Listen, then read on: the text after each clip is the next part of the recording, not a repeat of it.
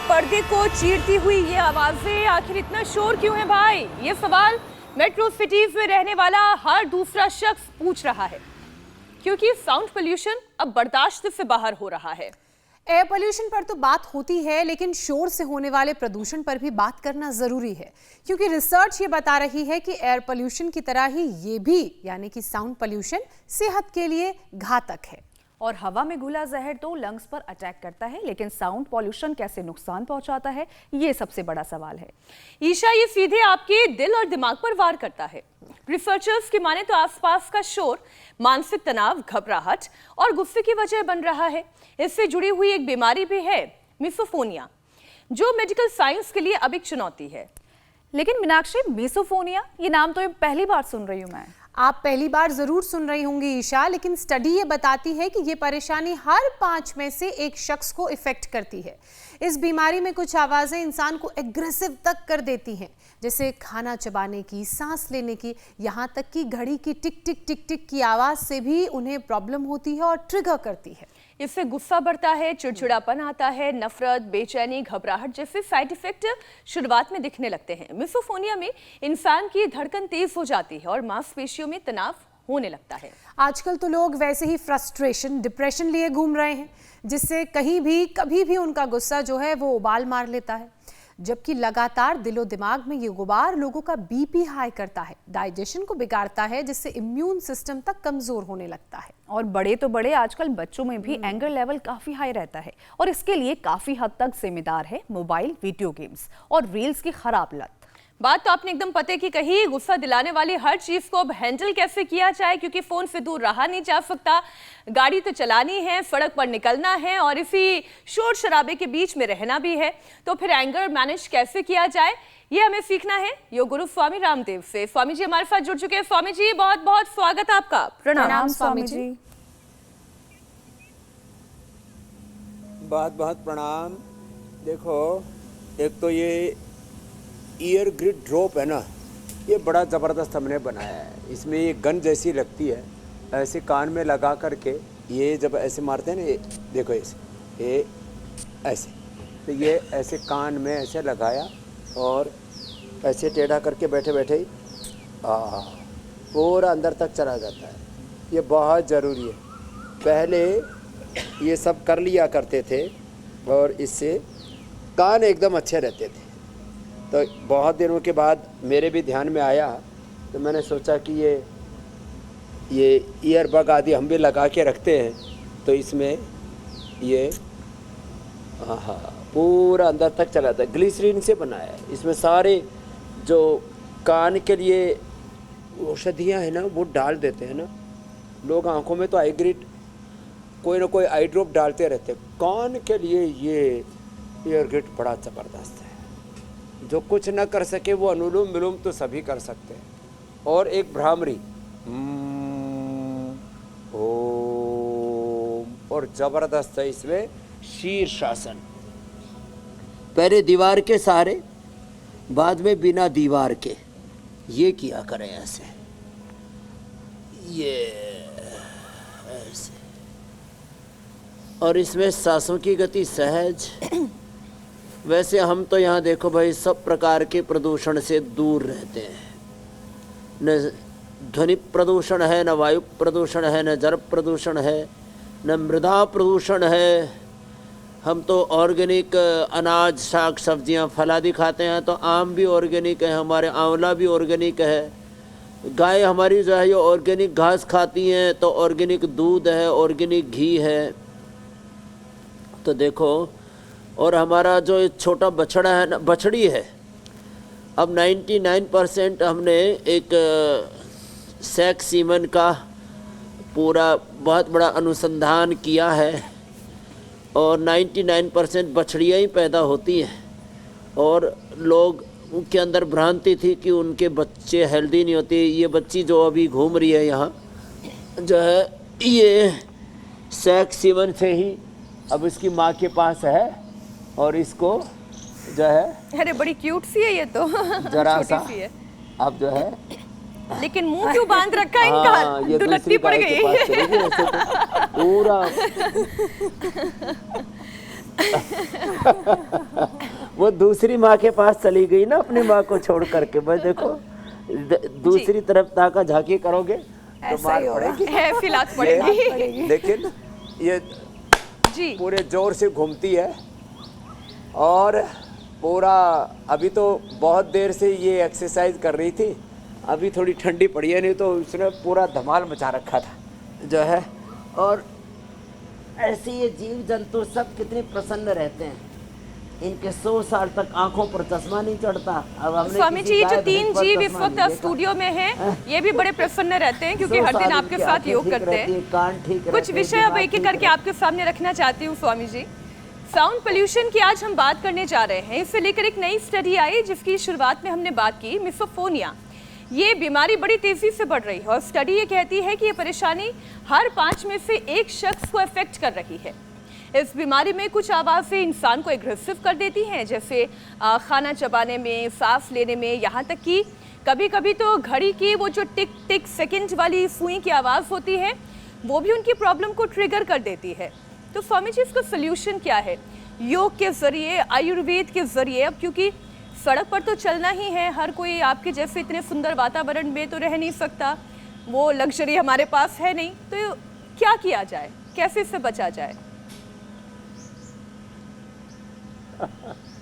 Luxury नहीं बोलो इसको, बोलो वो नेचर, क्योंकि लग्जरी में तो लोगों ने करोड़ों करोड़ों की अट्टालिकाएं बना रखी हैं। हाँ, बात तो सही है और स्वामी जी। उसमें लोगों की जिंदगियां घुट रही हैं। अपने ही हाथों से हमने जो है अपने बाड़े तैयार कर लिए।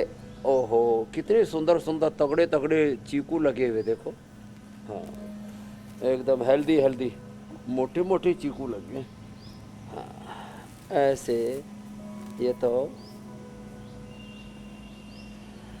Back to nature, back to Vedas, back to basic, back to our culture. तो ये मरकट आसन बड़ा ज़बरदस्त है। होले होले बाद में वेग पूर्वक करवा देते हैं, ऐसे ये ऐसे। और देखो, एक बात बताना चाहता हूँ, पहले 10 उपाय बता देता हूँ कान के लिए। शीर्षासन, सर्वांगासन, हलासन और कर्णपीडासन भी होता है एक ऐसे। एक तो ये तो हलासन हो गया, और एक में ऐसे कानों के पास ऐसे घुटने आ गए, तो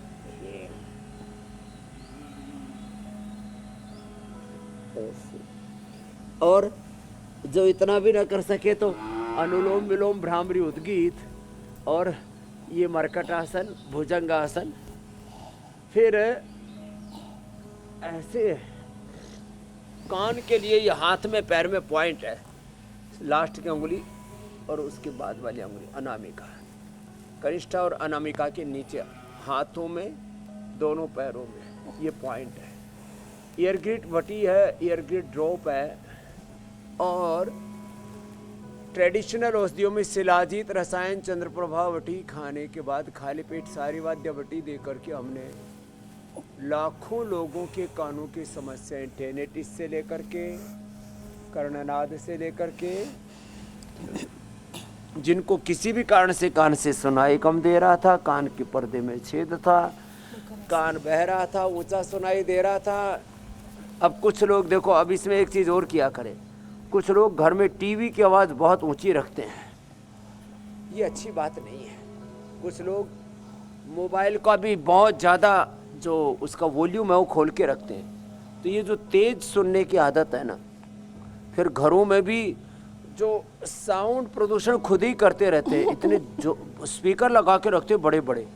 और जैसे आजकल कावड़ियों में देखो भाई, कुछ तो भक्ति में और एक सामान्य जो साउंड है वो तो ठीक है, कुछ तो मैंने देखा एक एक कावड़ के साथ 50-50 स्पीकर लगा के रखते हैं, उसकी आवाज़ मुझे लगता है शायद 5 किलोमीटर तक सुनाई देती है, इतने भयंकर स्पीकर लगा के रखते हैं। तो ये जो है ना अपने कानों के ऊपर क्रूरता है। तो भाई देखो, भगवान शिव भोलेनाथ की भक्ति तो ठीक है, लेकिन बहुत ज़्यादा ये जो साउंड प्रदूषण है ना, फिर जो है कुछ लोगों के ट्रकों में, गाड़ियों में बहुत तेज हूटर बजाते हैं, ये भी बड़ा अच्छा नहीं है। फिर ऐसे ही कुछ फैक्ट्रियां जहाँ बहुत आवाज़ें होती हैं, कुछ जगह ब्लास्ट करते हैं, खदानें जहाँ पर होती हैं वहाँ पर भी लोगों को बहुत समस्या होती है। और कहीं तो कुछ ना ब्लास्ट करने की ज़रूरत है, ना कोई डीजे बजाने की ज़रूरत है, घर में ही आपस में बजते रहते हैं। किसी की हस्बैंड तरह तरह की, किसी की वाइफ तरह तरह की ऐसी जब भूंडी आवाज़ निकालते रहते हैं, माने अनर्गल प्रलाप करते रहते हैं। तो ये मैंने जो मरकटासन, भुजंगासन, सर्वासन बताया है ना, इसका असर बहुत अच्छा होता है। अच्छा स्वामी जी, कितनी अच्छी बात आपने बताई है कि ये नस जो नाड़ियों के ऊपर कावड़िए हैं जो ऊंची ऊंची आवाज में डीजे बजाते हैं, चलिए उसका तो वॉल्यूम डाउन किया जा सकता है, घर में लगे टीवी के, फोन के स्पीकर्स का भी वॉल्यूम डाउन किया जा सकता है, लेकिन ये जो इंसानों का अनर्गल प्रलाप आप कह रहे हैं, उसको वॉल्यूम टोन डाउन करने के लिए कोई रिमोट ही नहीं बनाया गया। वो तो कोई व्यक्ति खुद करना चाहे तभी कर सकता है। और फिर वो ये कहता है कि मुझे गुस्सा आ रहा है, मुझे चिड़चिड़ापन हो रहा है, मुझे नफरत, बेचैनी, घबराहट हो रही है। वो ये समझ ही नहीं पा रहा है कि वो जो इतना लाउड इन्वायरमेंट में रह रहा है, दरअसल उसे मिसोफोनिया की परेशानी हो गई है। धड़कनों का तेज हो जाना और हमेशा तनाव बने रहना, ये सारे इस बीमारी के साइड इफेक्ट है।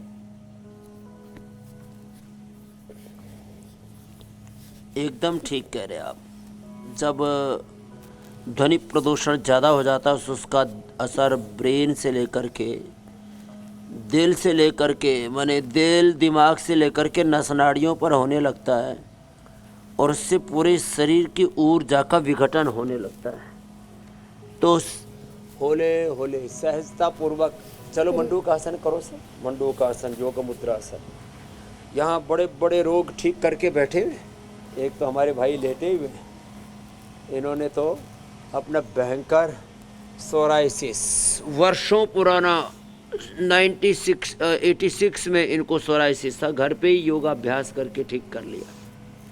ये जो दूसरे हमारे भाई बैठे हुए हैं भोलानाथ जी, जिनको जो है सिरों पिच्चू कर दिया गया है, सिर में तेल लगा करके पिट्यूटरी ग्लैंड के ऊपर और फिर उसमें रुइया लगा देते हैं तेल के साथ। इन्होंने अपनी इंसुलिन और दवा 1000 से ज़्यादा मेटफॉर्मिन और 40 से ज़्यादा इंसुलिन और 38 ईयर से शुगर की प्रॉब्लम थी, अब शुगर फ्री हो गए।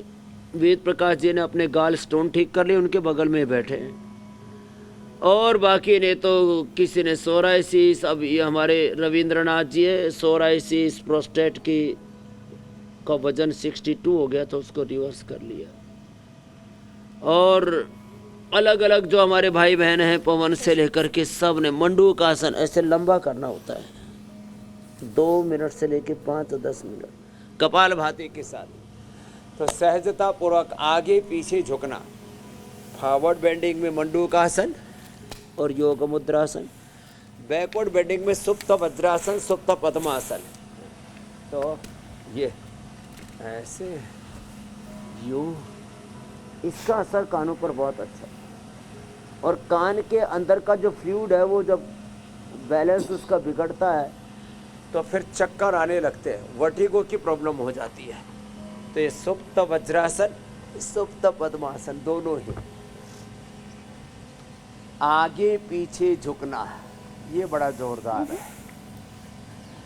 तो ऐसे ये अभ्यास फॉरवर्ड बैकवर्ड बेंडिंग के, पीछे झुकने वालों में चाहे भुजंगासन करे, चाहे धनुरासन करे, चाहे उष्ट्रासन करे, आगे झुकने वालों में चाहे मंडूकासन करे, चाहे योग मुद्रासन करे, चाहे पवन मुक्तासन करे, आगे झुकने वालों, पीछे झुकने वालों में सुप्त वज्रासन, सुप्त पद्मासन, सब अभ्यास एक रिदम के साथ, एक प्रवाह के साथ। अब पीछे झुकने वाले अभ्यास हमने सुप्त वज्रासन, सुप्त पद्मासन और ये देखो उष्ट्रासन किया। अब इसमें थोड़ी देर गैया माँ भी हाँ में हाँ मिला रही है। ऐसे जब ठहर जाते हैं, हाँ रंभा रही है, गायों के रंभाने की आवाज़ लोग तो उसी पर सुनते हैं, जो है कंप्यूटर पर ही। यहाँ कोयल की आवाज़, गायों के रंभाने की आवाज़, अलग अलग झिंगूर, पंछियों की आवाज़ जो आकाश में हमारे शुक्ला जो जा कर के आए हैं ना, तो जो अंतरिक्ष यात्री होते हैं ना, उनको भी ये जो एम्बियंस है प्रकृति का, ये बड़ा सुकून देता है। एक तो होती है पंछियों की आवाज़, और अलग अलग प्रकार के, कभी कभी शेर की, कभी हाथी की, वो तो एक्सेप्शन के तौर पर है। तो ये सब नैसर्गिक जो ध्वनियाँ हैं, ये तो आदमी को सुकून देती हैं, उसको शांति देती हैं, सुख देती हैं, आनंद आह्लाद प्रदान करती हैं। लेकिन ये जो मानव निर्मित जो विध्वंस है ना, मनुष्य जितना जितना प्रकृति से दूर हटता जा रहा है, उतना ज़्यादा जीवन में विकृतियाँ आती जा रही हैं। तो कान रोगों के लिए एक बात तो हमने बताई। दूसरा, हमारे यहाँ जलनेती सूत्र नीति की जाती है ना, वो आँख नाक कान गले के लिए बड़ी ज़बरदस्त है। आँखों में आई ग्रेड, कान में एयर ग्रेड, नाक में अणुतेल का जो नस्य है, ये ऊर्ध्व जत्रु रोग कहा जाता है। ज्योत्सना जी, मीनाक्षी जी, ये आयुर्वेद में ना, ये ऊर्ध्व जत्रु रोगों के लिए बड़े ज़बरदस्त है।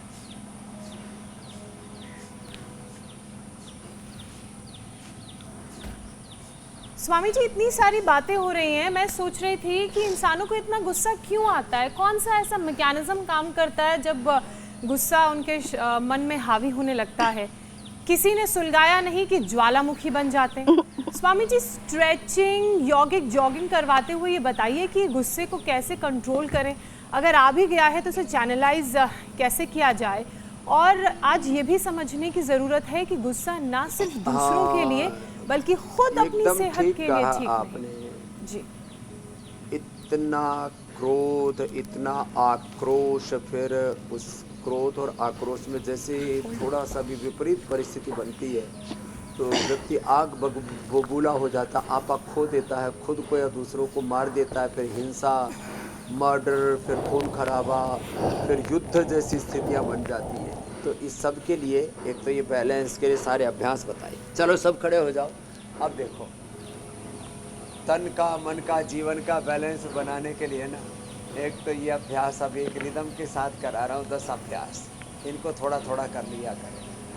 और अपने गुस्से को नियंत्रित करने के लिए सबसे बड़ी बात है अपने सांसों पर ध्यान दिया करें। और सांसों के साथ, प्राणों के साथ जो प्राण देने वाला परमेश्वर है उसका ध्यान किया करें। और ये थोड़ा सूक्ष्म चिंतन भी किया करें कि एक ही भगवान का वास सब जीवों में है, मनुष्य और मनुष्यतर जो पूरा अस्तित्व है। तो मैं किसी पर गुस्सा नहीं करता, मैं मानो भगवान पर गुस्सा करता हूँ। तो जो आत्मवत जो सर्वत्र दृष्टि रखते हैं ना, फिर वो किसी पर गुस्सा नहीं, किसी पर नाराज नहीं होते, किसी के ऊपर क्रोध और प्रतिशोध, किसी को मार काट, इसके बारे में तो वो सोच भी नहीं सकते। तो ताड़ासन, तिर्यक ताड़ासन, त्रिकोणासन, कोणासन, पाद हस्तासन, फिर थोड़ा सा सूर्य नमस्कार, ये स्ट्रेचिंग के बहुत अच्छे तरीके हैं। चक्रासन रोज की दिनचर्या में इनको सम्मिलित किया हुआ है और इसका प्रभाव बड़ा गहरा होता है। जब ऐसे कर लेते हैं ना एक बार, ये तो ऐसे ऐसे, तो थोड़ा धीरे धीरे और लंबे लंबे सांसों के साथ हाथ, पैर, पेट, पीठ की स्थिति, सहजता। और श्वासों में जब आगे झुके तो श्वास बाहर, दाएं बाएं, पीछे की ओर झुकते हैं, ऊपर की ओर उठते हैं तो श्वास अंदर, और बाकी सहज श्वसन के साथ डीप ब्रीदिंग, लंबे श्वासों के साथ ऐसे। तो ये पूरी स्ट्रेचिंग होगी, देखो ऐसे। और फिर यदि जो कर सके ना तो फिर तो बेस्ट है ये सूर्य नमस्कार। 7 मुख्य अभ्यास हैं, 5 की पुनरावृत्ति है। धीरे धीरे पूरा शरीर रिदम में आ जाएगा, ऐसे और ये ऐसे, ये उन गायों को भी धरा जाने दो, तुमने क्यों रोक रखा? अब स्वामी जी देखिए, कुछ लोग ऐसे होते हैं जो छोटी छोटी बात पर गुस्सा करते हैं और उसे जाहिर भी कर देते हैं। उनके लिए तो समस्या फिर भी कम है, लेकिन बहुत से ऐसे लोग हैं जिन्हें गुस्सा तो विस्फोटक आ रहा होता है, लेकिन वो अपने अंदर ही ब्लास्ट हो रहे होते हैं, वो अपने गुस्से का इजहार नहीं करते, और फिर उनके लिए उनके इंटरनल ऑर्गन्स जो है वो सबसे ज़्यादा खतरा उठाते हैं। लिवर, किडनी, इस पर इसका सीधा असर पड़ता है, शुगर का लेवल बढ़ने लगता है। आप ऐसे लोगों को क्या सलाह देंगे? गुस्सा कर देना चाहिए या पी जाना चाहिए? देखो, गुस्सा तो सहना ही चाहिए, लेकिन ये पीने का मतलब अंदर अंदर से उबलना और जो है फिर प्रतिशोध की अग्नि में जलते रहना, ये अच्छा नहीं है। तो क्या करना चाहिए? अब कुछ लोग कहते हैं गुस्सा आ रहा है तो बस किसी को भी कुछ बक दो ना, ये भी ठीक नहीं। कुछ लोग कहते हैं गुस्सा आ रहा है तो तकिया पीटो, गद्दा पीटो, दीवारों को पीटो। तो लोग जो है तकिया और गद्दा जब तक पीटते हैं तो हाथ नहीं टूटते, दीवारों को जब पीटते हैं तो हाथ ही तोड़वा लेते अपने।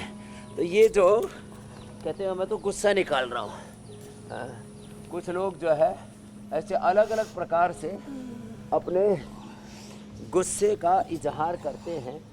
तो देखो, पहले तो प्रतिक्रिया की जो शुरुआत है वही नहीं होनी चाहिए, वही गड़बड़ है। तो ये तो रोज़ हम करवाते हैं, रोज़ power yoga, anti aging yoga, immunity yoga, और नहीं तो ऐसे चलो उल्टे लेटो 10-20 बार यही तो ज्यादा दंड लगा लो और ज्यादा तेज दंड लगा लो। हाँ, वैसे एंगर चैनलाइज जरूर हो जाएगा, क्यों स्वामी जी?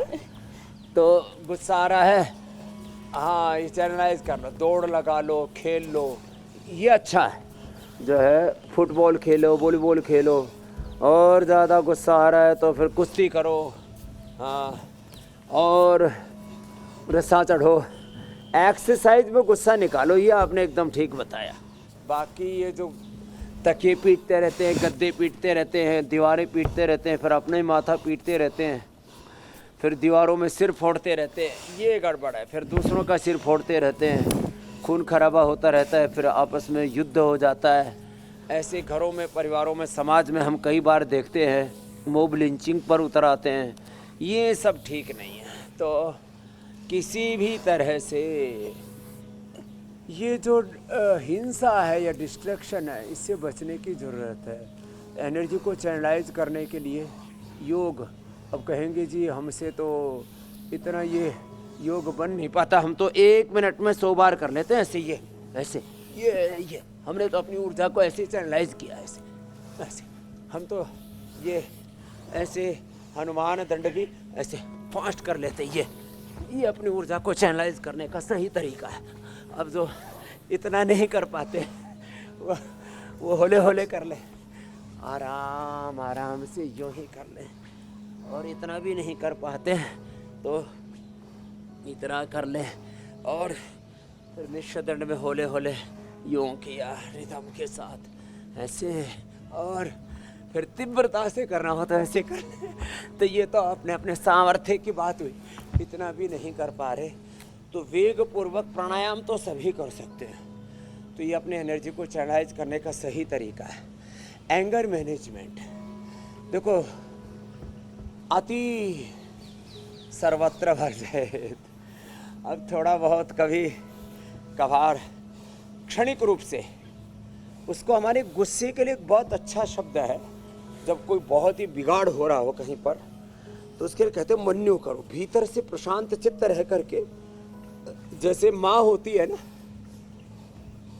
जब बहुत गलतियाँ करते हैं तो हल्का सा उनको फटकार भी लगाती है। कभी कभी सामृत पाणी भृघ्रंथि गुरुवो न विशोक्षित ही लालाना श्रेयो दोषा ताड़ना श्रेयो गुणा। तो ये भी एक प्रक्रिया है। माँ की तरह गुस्सा करो, जैसे माँ अपने बच्चों का किसी भी प्रकार से अहित नहीं चाहती, फिर भी देखती है कि ये तो इस बच्चे को अभी डांटा नहीं, इसको फटकारा नहीं, इसको ज़रा रोका नहीं तो आग में जल सकता है, छत से कूद सकता है, या कोई इसके साथ अनहोनी हो सकती है, तो हल्का सा चांटा भी लगाती है, माता ही जानती है, लेकिन अंदर से गुस्सा नहीं होता। अरे स्वामी जी, बहुत तो बहुत बड़े इमोशनल ब्लैकमेलर हो गए आजकल के बच्चे। लोग उनको थोड़ा सा डांटो नहीं, मारने की सिर्फ एक्टिंग भर करो तो मोटे मोटे आंसू ऐसे टपकाने लगते हैं जैसे कुटाई हो गई हो। तो बच्चे बहुत चालाक हो गए। अच्छा स्वामी जी, एक और विषय लेती हूँ। गुस्सा हमारे नर्वस सिस्टम को बहुत ज़्यादा अफेक्ट करता है, और ज़्यादा गुस्सा करने वाले व्यक्ति का कंसंट्रेशन लेवल भी ख़राब हो जाता है। तो कंसंट्रेशन लेवल बना रहे, इसके लिए क्या करना चाहिए? गुस्सा कम कर दीजिए। मेधावती, मेमोरी ग्रिड, ओमेगा, मेधा क्वाथ, मेधा स्टी सेवन, श्वासों के साथ भस्त्रिका, कपालभाति, अनुलोम विलोम के साथ ओंकार का, राम कृष्ण हनुमान शिव के नाम का जप। ओम रामाय नमः, कृष्णाय नमः, हनुमते नमः, शिवाय नमः, ओम नमः शिवाय, ओम नमो हरियंताणम, ओम नमो सिद्धाणम, ओम नमो आर्यज्ञानम, ओम नमो उच्चारणम, ओम नमो लोय सवसाहुणम। एक ओंकार सतनाम श्री वाहे गुरु। उसको अल्लाह ऑलमाइटी गॉड भगवान का नाम का ध्यान करें। ये नाम और अपना काम भी करना साथ में, ये बड़ा अच्छा। फिर इसके साथ न्यूरोग्रिड, इम्यूनोग्रिड। सुबह 1 चम्मच गाय का घी, तिल का तेल, नारियल का तेल, ये सुबह सुबह ना ले लेते हैं ना, या ओमेगा जैसे मैंने बताया अभी, ये बड़ा ज़बरदस्त है इसका प्रयोग। हाँ, बादाम, अखरोट या मगज़ रात को भिगो करके, बादाम, अखरोट, चिलगोजा, मगज, ये रात को भिगो करके और सुबह उसको घोट करके पी लेते हैं। ये दिमाग के लिए बड़ा ठंडक देने वाला होता है। यह अनुलोम विलोम तो है ही, भ्रामरी उद्गीत तो है ही, और इसके साथ आप बोल रहे थे ना, इसमें न्यूरोग्रिड, इम्यूनोग्रिड के साथ। अब देखो, जब किसी का शुगर बढ़ जाए तो मधुनाशिनी मधुग्रिड के साथ, जैसे मैं भोलानाथ जी का बता रहा था, रोज़ मैं तो नए नए एग्जाम्पल देता हूँ। 50-50, 60-60 यूनिट इंसुलिन बंद हो जाता, और वो भी जेनेटिक। कल भी मैं उदाहरण दे रहा था प्रदीप जी का और उसके भाई यशपाल का, है जेनेटिक शुगर, और उसमें भी इंसुलिन पर जो डिपेंडेंट थे। मंडूकासन, योगा मुद्रासन, ये दोनों अभ्यास करें। खीरा, करेला, टमाटर का जूस, मधुनाशिनी मधुग्रिड, और जिनका बीपी बढ़ा हुआ है तो मुक्तावटी। अब बीपी बढ़ने से क्रिएटिनिन बढ़ जाता है। क्रिएटिनिन स्वामी जी, बीपी की बात हो ही रही है। विजय, अब विजय का क्रिएटिनिन कितना हो गया था? 9.16 था, अब 1 से नीचे आ गया। बीपी इसका बढ़ा रहता था। अब मुक्तावटी ले ली इसने, लौकी का जूस, और फिर रीनोग्रिट, और लौकी की सब्जी, और जौ के आटे की रोटी। अब 9 से 1 से नीचे आ गया। बच गया डायलिसिस से, बच गया किडनी ट्रांसप्लांट से। इंडिया टीवी ने भी करोड़ों लोगों का उपचार किया है कि उनको लीवर, किडनी ट्रांसप्लांट से, सब प्रकार की दवाइयों से बचा लिया। बीपी, शुगर की, थायराइड की, कोलेस्ट्रॉल की, ऐसे पेन किलर, इनहेलर और तमाम तरह की नींद की दवाइयाँ, पता नहीं क्या क्या आड़ कबाड़ खा रहे थे। स्वामी जी देखिए, विजय जी ने तो अपना बीपी ठीक कर लिया, और इंडिया टीवी के तमाम दर्शक हैं जो रोज योग के शो को सुबह 7:56 पर देखते हैं और आपके सानिध्य में अपनी तमाम बीमारियों को दूर भगा रहे हैं। दिमाग को ठंडा रखने की भी बात हो गई स्वामी जी, अब दिल की बात कर लेते हैं, क्योंकि बीपी का आपने जिक्र छेड़ ही दिया है। हाई बीपी के बाद आर्टरीज ब्लॉक होने का डर रहता है, जिससे हार्ट अटैक का खतरा भी बढ़ जाता है। तो एक सेशन आज दिल की मजबूती के लिए भी होना चाहिए स्वामी जी। ये बहुत ज़रूरी है दिल की मजबूती के लिए। जो है मंडूकासन, योग मुद्रासन, अर्धमत्स्येंद्रासन या वक्रासन, जो जितना कर पाएँ वो तो इतना कर ले, ऐसी सहजता के साथ। और गोमुखासन तो इसकी परम औषधि है। और ये अब देखो, ये हमारी गैया मैया भी अपनी बछिया से कितना प्रेम करती है ना, और वो भी पहले खूब दौड़ रही थी, अब जा कर के अपनी माँ के पास ही ठहर गई। तो ठहरना होगा अपने स्वरूप में, अपनी निजता में ही, और हर पल भगवान के आशीषों से जो अपने आप को आशीषित, आप्लावित, अनुग्रहित, उपकृत अनुभव करते हैं, और गुरु भगवान की सत्य की, सात्विकता की शरणागति में जो रहते हैं, उनका तो हृदय अच्छा रहता है। बाकी गोमुखासन हार्ट के लिए बेस्ट है। ये गोमुखासन भी जो न कर पाए, वे जो ये इतना भी गोमुखासन न कर पाए ना, तो वो कम से कम बैठ के या खड़े होकर के ये ऐसे हाथ को मारे। खाली पेट कार्डियोग्रिड खाने के बाद हृदयामृत या अर्जुन की छाल, अर्जुन की घरवटी, ओहो अर्जुन अरिष्ट, कितनी अच्छी चीज़ है। खाली पेट लहसुन खा लो, हार्ट के लिए, कोलेस्ट्रॉल के लिए, वात रोगों के लिए, पाचन के लिए, इम्यूनिटी के लिए बेस्ट है। कुछ चीज़ें तो अपने जीवन में जोड़ी ले लीजिए, जिसमें कहता है ना, आंवला, एलोवेरा, गिलोय, गोधन, अरकहनी सुबह सुबह ले लिया करो। सुबह सुबह थोड़ा अंकुरित खाया करो। सुबह सुबह थोड़े से ड्राई फ्रूट्स भिगो करके थोड़े थोड़े ले लिया करो। सुबह सुबह बॉडी को डिटॉक्स करने के लिए गोधन अर्क, और पूरे भीतर से, दिल दिमाग से लेकर के पूरी बॉडी के अंदर से तराई के लिए, हाँ नहीं तो बड़ी रुक्षता रहती है, उसके लिए 1 चम्मच गाय का घी पी लिया करो। ऐसे छोटे छोटे तत्वों का उपयोग करेंगे ना, ज़िंदगी बड़ी अच्छी हो जाएगी। हार्ट के लिए ज़रूरी है एक तो प्राणायाम, और एक जो है ना ये भी कर लिया करो सिंहासन, ये गले के लिए, थायराइड के, हार्ट के लिए। ये सिंहासन 5 बार ऐसे, और एक बार तो ऐसे चलो हंसो जरा, हाथ उठा करके तो एक बार तो ऐसे पूरे आनंद से मस्ती से हास्यासन कर लिया करें। लाफ्टर योगा इसको कहते हैं। और जिनको ऐसे दांत फाड़ करके हंसने में यूँ लगता है अरे भाई ये तो थोड़ा कुछ ज़्यादा ही हो गया, तो अपने मंद मंद मुस्कुरा लिया करें।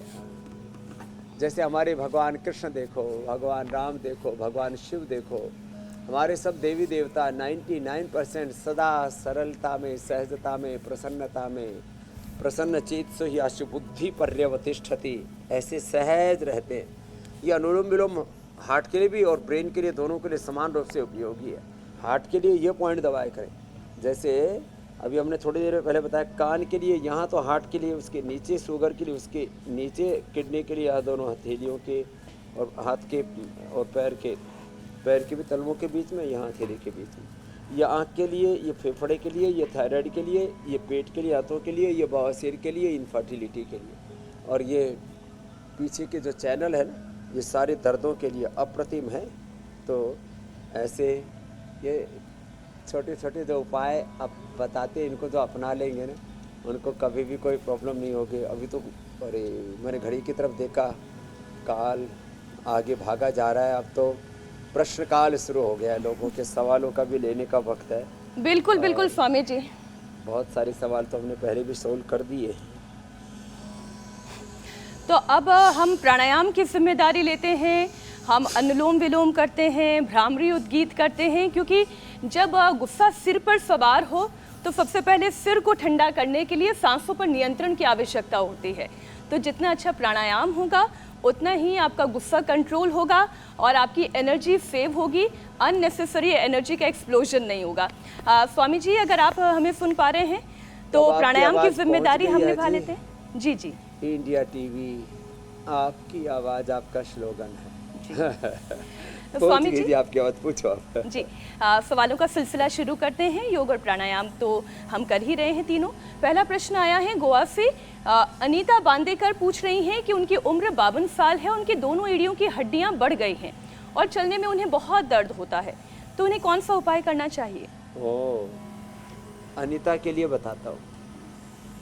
एक तो ये अभ्यास एड़ी के लिए, हल्दी, मेथी, सौंठ, अजवाइन और अश्वगंधा है तो घर में, या वातारी चूर्ण या चंद्र प्रभावटी गोक्षुर आदि खाने के बाद लें। ये तो, और एलोवेरा गिलोय परिजात निर्गुंडी सहजना, ये तो औषधि के तौर पर बता दिए। ये ऐसे आगे पीछे 25, 50, 100 बार तक ऐसे ये किया, ऐसे ऐसे ऐसे ऐसे हिलाया। और यदि एकदम ठीक करना एड़ी का दर्द तो पतंजलि वेलनेस योगराम निरामय में आ जाए। एड़ी का दर्द, घुटने का दर्द, कंधे का दर्द, कोहनी का दर्द, पूरा कहीं पर भी सर्वाइकल स्पाइटिस पेन, दर्द एक क्षण में दूर करना है तो श्रृंगी चिकित्सा बेस्ट है। वात मोक्षण, रक्त मोक्षण अप्रतिम इसके परिणाम हैं। और ये महर्षि सुश्रुत के समय से चले आई, बहुत ऊंची परंपरा है जी। तो उपाय बता दिया। अगला प्रश्न आप ले लीजिए। गोवा वाले तो ठीक हो ही जाएंगे स्वामी तो जी, थोड़े गोवा दिनों वाले ठीक हो जाएंगे। अब गुजरात वालों को ठीक करने की बारी है। भरूच से सवाल है रंजना ठाकुर का। पोस्ट हर्पीज न्यूरोलॉजिया है, बहुत दर्द रहता है, क्या उपाय करें?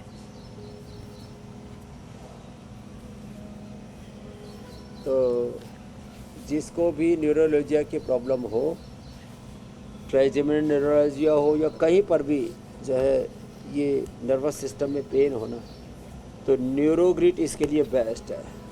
और एलोवेरा गिलोय पारिजात निर्गुंडी सहजना, ये सब प्रकार के कोई भी दर्द है ना, ये बात से रिलेटेड है। खाली पेट लहसुन का प्रयोग तो रंजना जी भी अच्छे हो जाएंगे। ये हर्पीस की भी प्रॉब्लम है स्वामी जी? लहसुन है, डोंगरी, प्याज को डोंगरी बोलते हैं। हाँ, हर्पीस स्वामी जी, हर्पीस का क्या निवारण है? किस तरीके से इसे खत्म किया जा सकता है? हर्पीस जी जी। हर्पीस के लिए बहुत ज़बरदस्त है कायाकल्प वटी। सुबह गोधन अर्क शहद थोड़ा मिला करके 1-2 चम्मच गोधन अर्क 1 चम्मच शहद पानी में घोल करके कायाकल्प वटी और ये नीम घनवटी तो खाली पेट ली, और नारियल का तेल एलोवेरा में मिला करके लगा दें। वैसे इसके लिए ये तो अप्रतिम उपाय है। यदि किसी के कोई कंकाल की अस्थि मिल जाती है ना, उसका बिल्कुल कपड़चन पाउडर और वो इसमें एलोवेरा और नारियल का तेल मिला करके लगा दें तो इंस्टेंट 3 से 5 दिन में, नहीं तो लोगों को 5-5, 6-6 महीना, 1-1 साल तक परेशान करता रहता है हर्पीस। तो वो हर्पीस तो एकदम से ठीक हो जाता है। तो शमशान से अब यही कंकाल काम थोड़ा मिल सा जाते हैं, स्वामी जी हड्डी मिल चुनौतीपूर्ण जाती जले है हुए, कि शमशान और से उसका हड्डियों की पाउडर राख लेकर करके आनी हो। पीस कर लगाने। स्वामी जी बारी आती है योग पंचायत की। लेकिन उसके बिना भी हाँ, मैंने हाँ, बता दिया। बिल्कुल। एलोवेरा, जी जी। नीम। जी जी।